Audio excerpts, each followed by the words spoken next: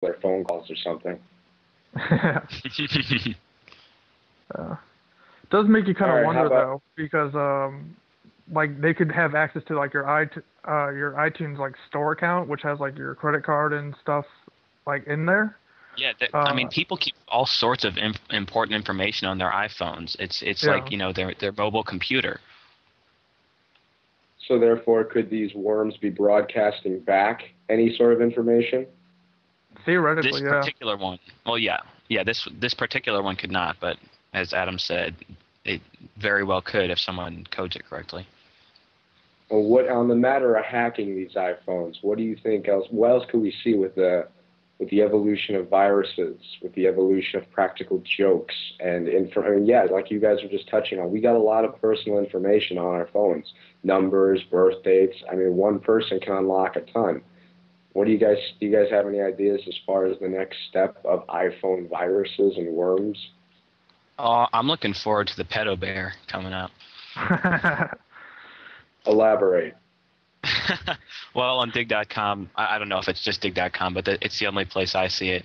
Uh, you know, user comments always, there's always a pedo bear that shows up. It's just the text picture of the pedo bear. Ah.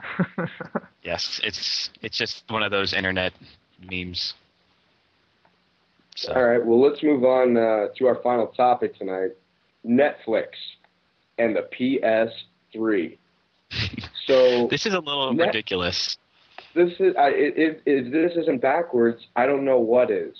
So now it's looking like you can go onto Netflix, and now you have to burn one of your DVDs, if you will, one of your trips that you use for getting DVDs in the mail from Netflix, on getting the software for your PS3. So if you're a PS3 owner right now and you have Netflix and you want to watch Netflix through your PS3, well, put the PS3 Netflix application software at the top of your queue.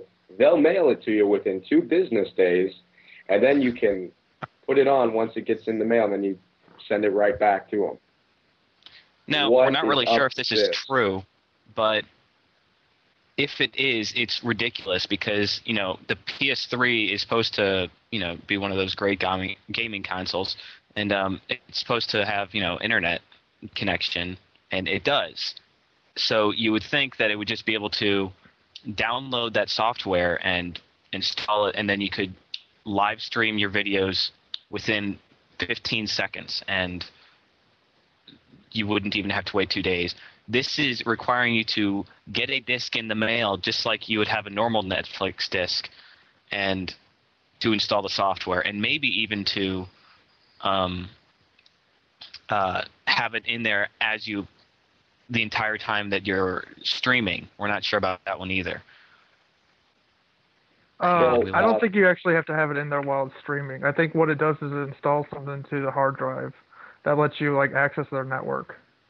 Agreed. I'm looking at the page reporting on this from giantbomb.com under the heading of Netflix PS3 disc starts shipping. This came out a couple days ago.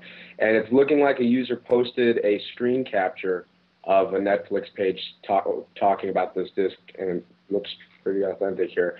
But what I'm betting, what I'm wondering, you guys chip in what you think of this theory. I'm wondering if, John, you were saying how, if it has internet access, it should be able to download the correct software and then go forward. You shouldn't need hard disks. In fact, in many ways, hard disks are becoming a thing of the past. So I'm wondering, though, with the PS3 and its internet connection, I'm wondering if there was a formatting gap in between a Netflix streaming player and the PS3's actual hardware, but they had to use a hard disk. Well, the fact is, this is Sony. I mean, they've got money coming out everywhere, so they can fix this, and they have the people to fix this. Yeah, and another thing you got to think about. Oh, sorry. Go ahead. The Xbox already can do this, and you don't need the disc or anything like that. It literally becomes part of the system, where it's already installed for you, and you can just stream as soon as you buy your Xbox. Right.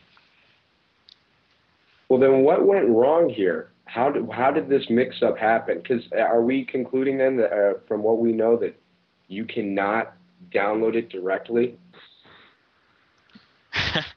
According to this, yes. On this image on Giant Bomb, yes. But it could be something to do with money. Someone way up the line there paid Netflix or paid Xbox, or someone paid someone so that only one person could instant stream it with that device or something. Probably not the case, but it could be. I mean, lots of things deal with money these days. Gotcha. One final bit here. How backwards was this, folks? I mean, is this really worth? As backwards as it gets. Live streaming was, that was a huge step forward in watching anything or doing anything with the internet. It was really evolving the internet to, what I hope for it to become, which I won't go into now. And now this is saying you have to have hardware now to be able to play, or hard disk to be able to play your videos. I mean, that's kind of what the internet.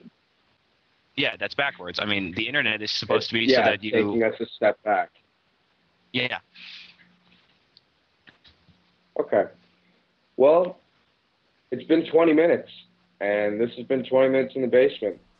So that's all for this week, and we'll catch you next week.